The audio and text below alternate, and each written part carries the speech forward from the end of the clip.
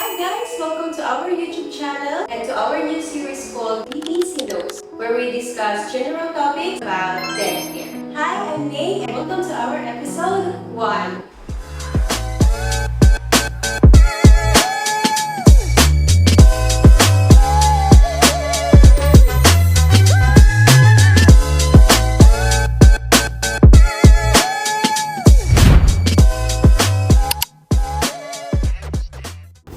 Uy, napadaan ka sa video na to. Baka may pinagdadaanan ka o may kakilala kang nawala ng mahal sa buhay. Alam ko hindi to madali. Pero pag-usapan natin, ano nga bang mga bagay na dapat natin gawin kapag tayo nawala ng mahal sa buhay?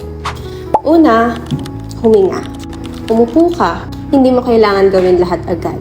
Kung kaya mo, humingi ka ng tulong. Kahit simpleng kasama lang, malaking bagay na yon. Pangalawa, kung sa bahay nangyari, tumawag ng tulong sa doktor or sa health worker para ma-verify ito. At mula rito, bibigyan ka ng death certificate. Importante ito sa mga susunod pang hakbang. Pagkatapos, asikasuhin ng Bureau of Cremation. Pwede ka lumapit sa mga funeral home, silang tutulong sa iyo sa mga process or makipag-coordinate sa simbahan kung gusto mo naman ng misa. Pagkatapos ng lahat ng to, saka mo sunod asikasuhin paunti-unti ang iba pang mga documents katulad ng insurance, SSS o ari-arian. Pero, isang hakbang lang sa isang araw, okay? Ang pinakamahalaga, bigyan mo ng pahintulot yung sarili mo na malungkot.